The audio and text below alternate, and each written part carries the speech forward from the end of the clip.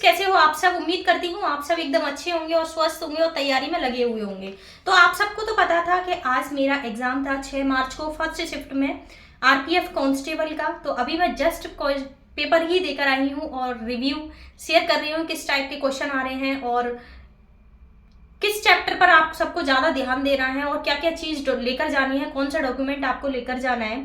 तो सबसे पहले तो मैं बात करूँ, मेरा फर्स्ट शिफ्ट में एग्ज़ाम था जो कि 9 से 10:30 तक एग्ज़ाम था, 90 मिनट का।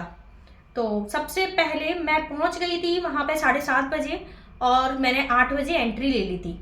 उसके बाद सब मेरा आधार कार्ड चेक हुआ और जो एडमिट कार्ड है उस पर वही सेम फ़ोटो होना चाहिए जो हमारे एप्लीकेशन फॉर्म में फ़ोटो दे रखा है, वही फ़ोटो नीचे पेस्ट करके आप ले जाना।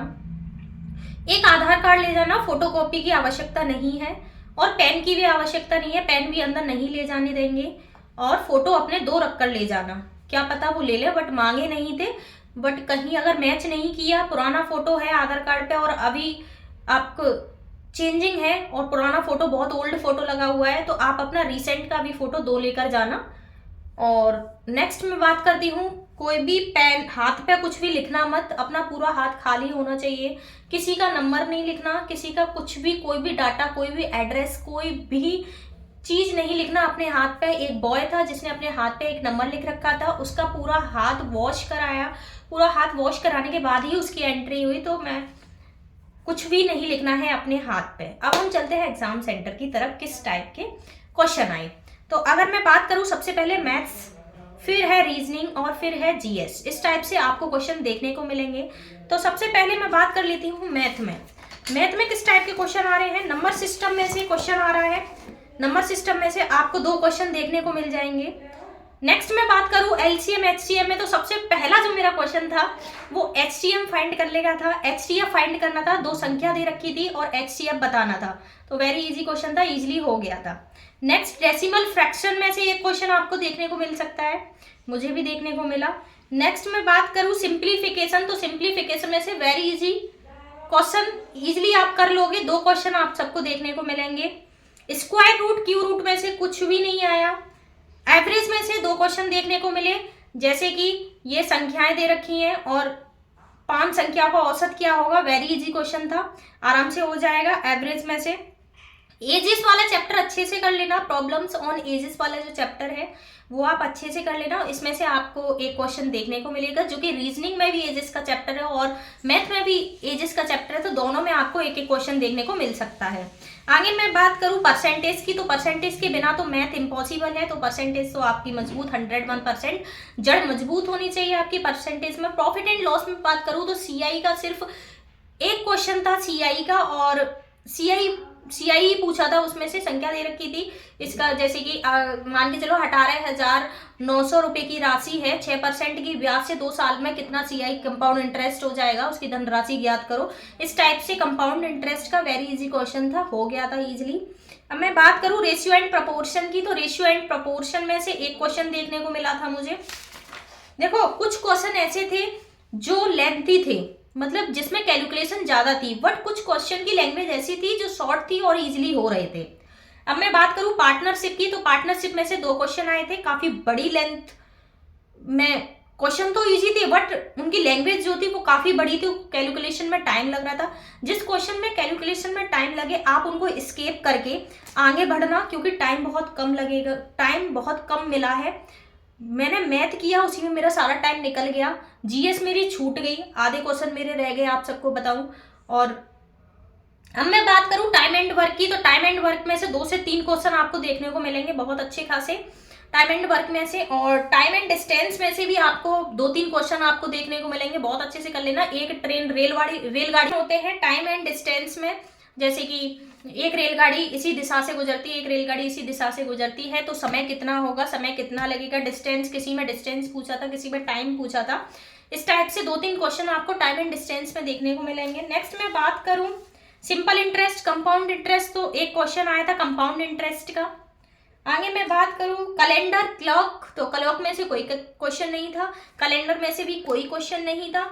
अब मैं बात करूं नंबर सीरीज की, तो नंबर सीरीज वाले चैप्टर जो हमारा रीजनिंग में है वो चैप्टर अच्छे से कर लेना, देखने को मिल सकते हैं क्वेश्चन। तो यही था हमारा मैथ्स का कैलकुलेटिव कुछ ही क्वेश्चन थे जो लेंथी थे, और कुछ क्वेश्चन बहुत इजी थे, इजीली सॉल्व कर लोगे आप लोग। अब मैं बात करती हूँ रीजनिंग की। तो अगर मैं रीजनिंग की बात करूँ तो अल्फाबेटिकल लॉजिकल अरेंजमेंट जो चैप्टर है रीजनिंग में, बहुत अच्छे से कर लेना। 2 से 3 क्वेश्चन देखने को मिलेंगे। एनालॉजी चैप्टर अच्छे से कर लेना। कोडिंग और डिकोडिंग के क्वेश्चन 2 से 3 आपको देखने को मिलेंगे और बहुत इजी क्वेश्चन होंगे, वो कर लेना। ब्लड रिलेशन में से कर लेना, 2-3 क्वेश्चन आपको ब्लड रिलेशन में से देखने को मिलेंगे। आगे मैं बात करूं डायरेक्शन वाले, डायरेक्शन में से 2 से 3 क्वेश्चन आपको देखने को मिलेंगे, जो कि काफी लेंथी लैंग्वेज दे रखी होगी और बट आप सॉल्व इजिली कर लोगे अगर आपकी तैयारी बहुत अच्छे से होगी तो।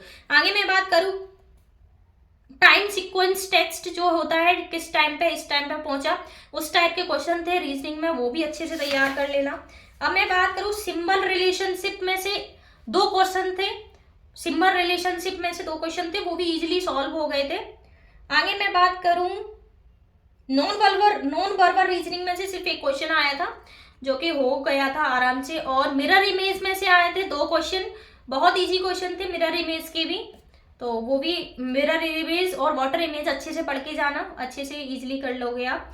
अब मैं बात करूं जीएस की, ये तो रहा रीजनिंग का कि कौन कौन से टॉपिक में से कितने क्वेश्चन आ रहे हैं। अब अगर मैं बात करूं जीएस का, तो देखो जीएस के लास्ट के जो क्वेश्चन थे, टाइम मेरे पास कम बचा था तो मेरे मतलब क्वेश्चन मेरे छूट गए थे, उसमें करीबन 15-16 क्वेश्चन मेरे छूट गए हैं जीएस में। और क्योंकि स्टार्टिंग में मैंने मैथ्स में ज़्यादा टाइम ले लिया, क्वेश्चन जो थे वो कैलकुलेटिव ज़्यादा रहे, जिसमें टाइम ज़्यादा लग रहा था, टाइम ज़्यादा खा रहे थे, तो लास्ट में टाइम मेरे पास कम बचा। और मैं आपको बस यही कहूँगी, सबसे पहले आप वही करना जो इजी आपको लगे। रीजनिंग आपको इजी लगती है तो रीजनिंग आप जल्दी कर लेना, फिर उसके बाद मैथ्स करना, और जीएस आप सबसे पहले करोगे तो ज़्यादा बेस्ट रहेगा, क्योंकि जीएस मेरी कमज़ोर है, आप सबको पता है जीएस में मुझे बहुत वीक है। तो जीएस मैंने लास्ट में किया था, उसमें भी मेरे क्वेश्चन छूट गए। जीएस में अगर मैंने कुछ क्वेश्चन देखे तो जीएस में आप गेम्स अपने अच्छे से तैयार कर लो, हेडक्वार्टर अच्छे से तैयार कर लो, और जो अभी 2024 की जो क्रिकेट गेम्स हुए हैं उनको अच्छे से तैयार कर लो। 2024 में जो भी करंट में हुआ है, सब करंट जो पूछा जा रहा है वो 2024 का ही पूछा जा रहा है, 2025 का नहीं था, 2024 का पूछा जा रहा है टोटली। और मौर्य वंश में से अच्छे से तैयार कर लेना, मध्यकालीन में से नहीं आया था पर मौर्य वंश में से एक क्वेश्चन देखने को मिला था।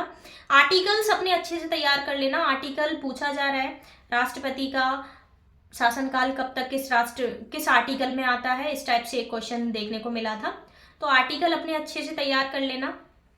और अगर मैं बात करूं सामान्य अध्ययन में, और भी कई क्वेश्चन मुझे देखने को मिले। इकोनॉमिक्स की बात करूं तो इकोनॉमिक्स में से एक भी क्वेश्चन नहीं आया। अर्थशास्त्र में से, संविधान में से आपको 2 से 3 क्वेश्चन देखने को मिल जाएंगे, तो भारतीय संविधान को आप अच्छे से पढ़ के जाना, आर्टिकल्स को अच्छे से पढ़ के जाना। तो यही कुछ इंपॉर्टेंट टॉपिक रहे जो एग्जाम में देखने को मिले। अगर वीडियो अच्छी लगी हो तो वीडियो को लाइक कर देना, लाइक नहीं करते हो चैनल को सब्सक्राइब भी कर लेना, और जल्दी से सेंटर पे पहुंच जाना और तैयारी करो अपने नेक्स्ट एग्जाम की। तो मैंने जो क्वेश्चन अटेम्प्ट किए थे टोटल 74 अटेम्प्ट किए थे, जिसमें से मेरे छूट गए काफ़ी सारे, जीएस में छूट गए, मैथ्स और रीजनिंग में मेरे हो गए, क्योंकि टाइम मैथ्स में चला गया ज़्यादा। तो अब देखते हैं क्या होता है। बाकी आप लोग सब तैयारी करो और बेस्ट ऑफ लक, जिसका भी अब नेक्स्ट डे एग्ज़ाम है, बेस्ट ऑफ लक। मिलते हैं आप सभी से एक नेक्स्ट वीडियो में नेक्स्ट इन्फॉर्मेशन के साथ।